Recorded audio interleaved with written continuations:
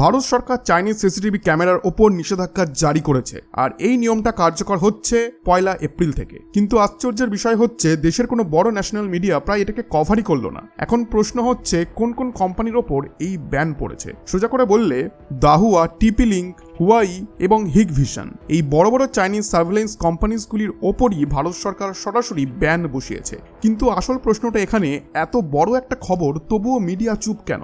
দেখুন, এই বিষয়ে যত গভীরে যাওয়া যাবে তত আরো বেশি চমকে দেওয়ার মতো ডেটা সামনে আসবে। সব থেকে আগে একবার সংখ্যাটা জেনে নিন। ভারতে 10 লাখেরও বেশি লোকেশনে চাইনিজ সিসিটিভি ক্যামেরা লাগানো আছে। আর এখানে কিন্তু আমি 10 লাখ সিসিটিভি ক্যামেরার কথা বলিনি, আমি বলেছি 10 লাখেরও বেশি লোকেশনে রয়েছে। তার মানে ইউ ইমাজিন যে কত পরিমাণ সিসিটিভি রয়েছে। আর এই ব্যাপারটা শুধু সাধারণ জায়গায় সীমাবদ্ধ নয়, অনেক স্ট্র্যাটেজিক লোকেশনেও এই ক্যামেরা বসানো হয়েছে।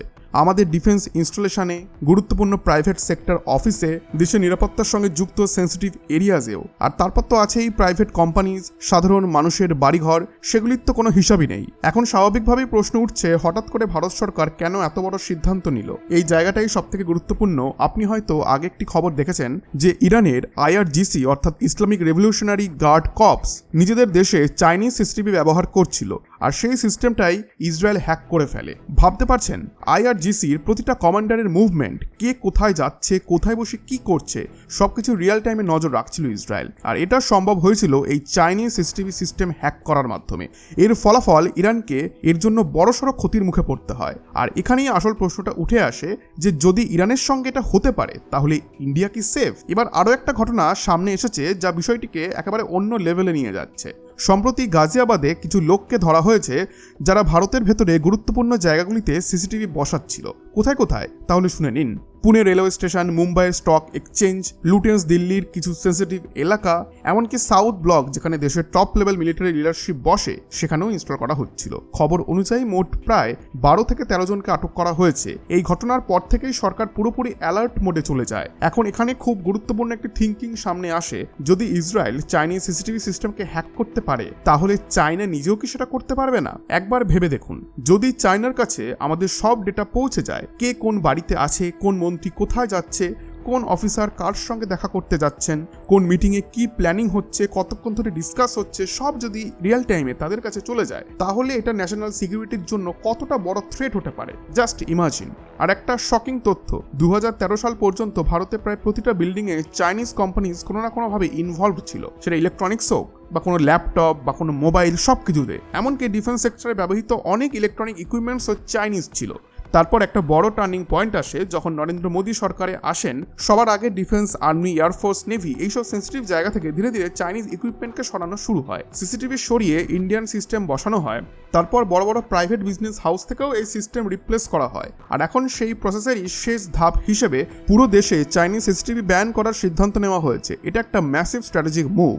কিন্তু আবারও প্রশ্ন, এত বড় সিদ্ধান্ত তবুও পাবলিক ডিসকাশন এত কম কেন? আর একটা বড় প্রশ্ন, যদি ব্যান করতেই হতো তাহলে এতদিন অপেক্ষা কেন? মোদী সরকার তো 10 থেকে 12 বছর ধরে আছেন, তাহলে কি এতদিন সেন্সিটিভ ডেটা বাইরে চলে যাচ্ছিল? এই প্রশ্নের একটা এক্সপ্লেনেশন আছে। দেখুন, সরকার আগে থেকেই সব সরিয়ে ফেলতে পারত, কিন্তু একটা বড় সমস্যা ছিল তাদের যে ক্যাপাসিটি, অর্থাৎ ভারতের নিজস্বভাবে হাই কোয়ালিটি সিসিটিভি তৈরি করার ক্ষমতা তখনও পুরোপুরি ডেভেলপ হয়নি। যদি হঠাৎ সব চাইনিজ সিস্টেম সরিয়ে ফেলা হতো তাহলে তার জায়গায় বসানো হতোটা কি? তাই সরকার প্রথমে ফোকাস করে ইন্ডিয়াস কোম্পানিজকে ডেভেলপ করা, তারপরে হাই কোয়ালিটি সার্ভেলেন্স সিস্টেম তৈরি করা। যখন ধীরে ধীরে সাফিসিয়েন্ট প্রোডাকশন ক্যাপাসিটি তৈরি হয়ে যায় তখন গিয়ে শেষমেশ এই বড় সিদ্ধান্ত নেওয়া হয়। এখন ইন্ডিয়া রেডি নিজের সিস্টেম দিয়ে পুরো দেশকে কভার করার জন্য।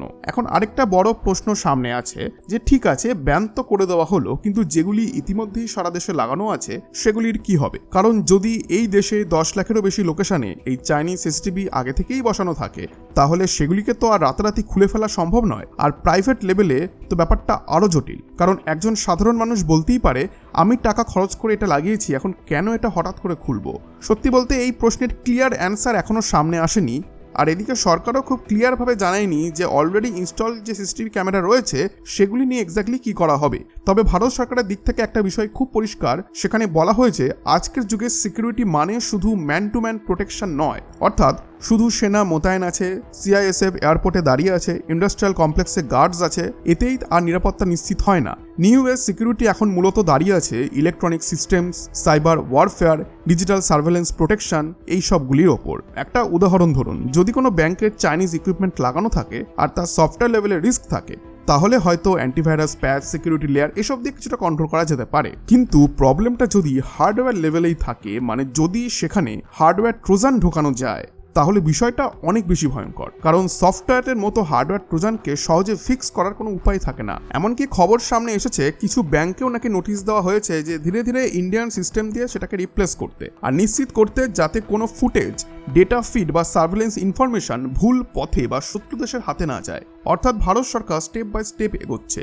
আর এই সিস্টেমের বিষয়টা সেটা শুধু একটা সাধারণ অ্যাডমিনিস্ট্রেটিভ ডিসিশন নয়, এটা ন্যাশনাল সিকিউরিটি আর্কিটেকচারের খুব গুরুত্বপূর্ণ একটা অংশ। তবু আশ্চর্যের বিষয়, এত বড় একটা ইস্যু কিন্তু পাবলিক ডিসকাশন খুবই কম। এখন একটু পার্সোনাল ব্যাপার নিয়ে ভাবুন, যদি আপনার বাড়ির আশেপাশে, আপনার অফিসের সামনে অথবা আপনার প্রাইভেট প্রপার্টিতে চাইনিজ সিসিটিভি লাগানো থাকে, আর যদি সেটা হয় টিপি-লিং, হুয়াই এইসব কোম্পানির অথবা এই ধরনের অন্য কোনো চাইনিজ ব্র্যান্ড, তাহলে সেটা সিরিয়াসলি চেক করা দরকার।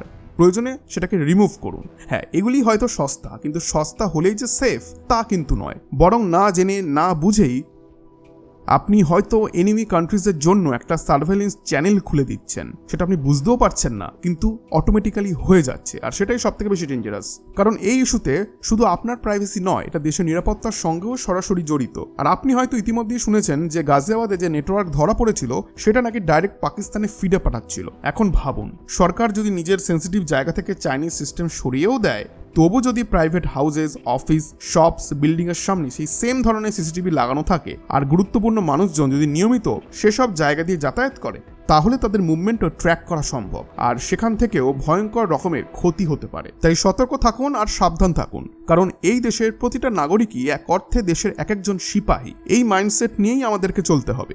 আজকের দিনে যুদ্ধ শুধু বর্ডারে হয় না, যুদ্ধ হয় ডেটার উপর, নেটওয়ার্কের ওপর, ইনফরমেশন কন্ট্রোলের ওপর। তাই আপনি, আমি, আমরা সবাই এই সিকিউরিটি চেনের একটি অংশ।